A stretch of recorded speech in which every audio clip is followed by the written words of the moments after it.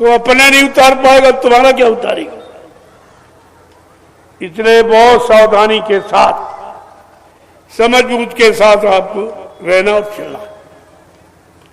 मैं ये नहीं कहता कहीं ना, सब जगह जाओ, सबकी सुनो, तभी तो आपकी समझ में आएगा। यहाँ सुना वो क्या, और वो 2 दिन के लिए आया, वो सुना क्या सुना रहा। 2 दिन के लिए ग्राहक बनाने के लिए तो बड़ी बड़ी बातें कर सकता, लेकिन हमेशा नहीं दे सकता। तो हमेशा देने वाला सामान उसके पास नहीं है। इस बात को ध्यान में रखिए। जिसको ग्राहक बनाना है वो सस्ता भी देगा, अच्छा भी देगा। जब आप ग्राहक बन जाओगे तो मैं ब्याज के निकाल लेगा। वो इतना बेवकूफ नहीं है। लेकिन आपको सोचना चाहिए कि अगर इसके पास होता, इस भीड़ में क्या करने आया। अपनी कहीं अगर समाज लगाता और वहां खूब बताओ और खूब सूरत मार्ग समझाओ और खूब चढ़ाओ उतारो, हमारा उससे कोई मतलब नहीं। लेकिन यहाँ नहीं, यहाँ एक बार समझाया जाएगा, दोबारा अगर कोई हरकत की तो ये समाज बहुत अच्छा है और खराब के लिए बहुत खराब। फिर मैं आपकी मदद नहीं कर पाऊंगा, क्योंकि यहाँ करोड़ों की संख्या, मैं किसका किसका हाथ पकड़ूंगा। फिर आप मत कहना कि हमारे साथ कोई गलत व्यवहार किया। मैं ऐसे व्यवहार करने की न शिक्षा देता हूं न स्वयं करता हूं। मैंने कितना बर्दाश्त किया। हमारी जगह होते तो तुम हत्या कर लेते और भाग जाते चुन के, कभी दिखाई नहीं देते यहां। लेकिन नहीं, अगर जो दुख को बर्दाश्त नहीं कर सकता वो सुख पाने का कोई अधिकारी नहीं। जो अपमान को नहीं सह सकता वो सम्मान पाने का अधिकारी ही नहीं। आपको ये सब समझदारी रखनी चाहिए। कितनी मेहनत से ये समाज इकट्ठा किया। 28 मई 2012 को जब मैंने अभियान चलाया गुरु के जीवित होने का, किसी को विश्वास नहीं था हिंदुस्तान में। और मैंने अपना आधार बताया कि गुरु उसी शरीर में जीवित है। ये आधार हमारा है। जो कहते गुरु चले गए, ये दुर्भाग्य तुम्हारा है। जय गुरुदेव। मैं इसी आधार को लेकर आज ये जनमत आपके सामने इकट्ठा कर दिया। एक भी आदमी नहीं था, वहीं से कि निकल के लोग आ रहे। मैंने नहीं कुछ कहा, मैंने गुरु की सच्चाई को सामने रखा। जो वचन कहे सुनाए वो सब आपके सामने रखे, वही रखता हूं आज भी। मेरे में कोई आप फेर बदल नहीं पाएंगे, क्योंकि हमारी कोई निजी इच्छा नहीं। हमको आपसे कुछ नहीं चाहिए। अगर तुमको लेना है तो ले लीजिए, हमें मैं क्या करूं। मैंने पहले ही बता दिया, जब मैं संसार में पिता नहीं बन पाया, कोई शादी कोई ब्याह नहीं, तो मैं तुम्हारा पिता कैसे बन जाऊं। ये भी तुम नहीं समझ पाए हो। ये पिता सत्य, ये संबोधन किस तरफ का है।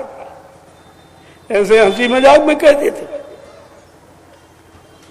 अपनी माँ के सामने किसी को पिता कहो तो क्या कहेगी, कितनी गालियां देगी। लेकिन तुम्हारे अंदर अकल ही नहीं कि हम संत मत में किस शब्द का उच्चारण करते। अरे शब्द का उच्चारण करना सीखो पहले, तब कुछ पा सकोगे। अन्यथा खाली आए थे खाली ही लौट जाओगे। ये दरबार ही ऐसा है। मैं नहीं चाहता, अगर खाली भेजता तो दरबार क्यों लगाता और इतनी मेहनत क्यों करता और सब तरफ का संदेश आपको क्यों देता कि जिस तरफ का लाभ लेना चाहो, चाहे भौतिक चाहे आध्यात्मिक, सब लाभ आपको मिलेगा। लेकिन कुर्बानी की बात, सच्चा अच्छा टिकाऊ लाभ कुर्बानी के बाद ही मिलता है। अगर तुम्हारी कोई कुर्बानी नहीं है तो दिए हुए लाभ को तुम सुरक्षित नहीं रख सकते हो। ये भी क्षमता तुम्हारे पास नहीं है। इसलिए मैं तो प्रार्थना ही कर सकता हूं और हमेशा प्रार्थना करता हूं, सबसे करता हूं। जो भी यह मेरे यहां आता है, मैं प्रार्थना और विनय करके ही सभी शब्दों का प्रयोग करता हूं कि तुम ये न कहो मेरा अपमान। ये अपमान करता तो ये दरबार इतना बड़ा नहीं होता। अपमान करने वाला यहां कौन आता? सबको सम्मान दिया है और सबको उसकी मेहनत के अनुसार उसको मिला है। अब ये जरूर है तुम किसी और चीज के ग्राहक हो और तुम कोई छोटी चीज मांगते हो तो नहीं दी जाएगी, तुम भ्रमित हो जाओगे, फंस जाओगे। इसलिए जानबूझकर वो चीज आपको नहीं दी जाती जिनमें आप फंस सको, क्योंकि जो निकालने आया है वो फंसने का सामान कभी नहीं देगा। अगर देगा तो निकाल नहीं पाएगा। इसलिए फिर भी का उतना तुम्हें मिलेगा कि भूखा सोने नहीं देंगे, नंगा रहने नहीं देंगे। तुम्हारा सामाजिक पारिवारिक कार्य अंत समय में एंड टाइम पर कैसे ही पूरा हो करा दिया जाएगा, लेकिन तुम भजन करते रहो। तुम्हारे लिए एक काम है भजन। अगर आप भजन करने लगो, नाम की कमाई, तो ये तुम्हारी सारी मनोकामनाएं पूरी हो जाए। भजन ऐसा रास्ता है जिसमें सब कुछ भरा हुआ है, सर्व सुख आनंद संपन्न है भजन। इसीलिए महापुरुषों ने कहा, भजन कर मगन रहो मन में, जो जो चोर भजन के प्राणी, सो सो दुख सहें, भजन कर मगन रहो मन। जो दो तकलीफ उठाते बीमारी महामारी में, वो भजन के चोर है, भजन नहीं करते। ऐसे लोगों को कुछ नहीं मिलता है, लेकिन भजन करने वाला कभी दुखी नहीं रहेगा। हाँ, संसार शरीर का दुखी हो सकता, लेकिन आध्यात्मिक खजाने का सबसे बड़ा रईस होगा, जिसका खजाना यहाँ बड़े बड़े धनीमानियों का खुला ही नहीं, वो तुम्हारा खजाना खुला है। लेकिन आप समझ ही नहीं पाते हो कि हमारे पास कौन सा धन है, गुरु ने कौन सा धन दिया है। वो खजाना छिपाने के लिए नहीं, लोग तुमको लूट लेंगे झूठा मान सम्मान दे करके। इसलिए खजाने की जानकारी आपको नहीं दी जाती, लेकिन ये कहा जा रहा तुम्हारा खजाना रोज का रोज भर रहा। अगर 10 मिनट मौका देते हो आदेश पालन में, वो किसी तरफ का आदेश, वो भी खजाने में ही धन जाता है।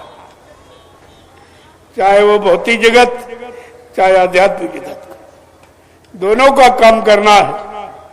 भौतिक जगत का काम कर दोगे तो करोड़ों भक्तों को लाभ मिलेगा, वो कितना माला लाभ तुम्हारे खाते में जाएगा। और भजन करके तुम केवल अपना ही फायदा उठा सकते, अपना निजी।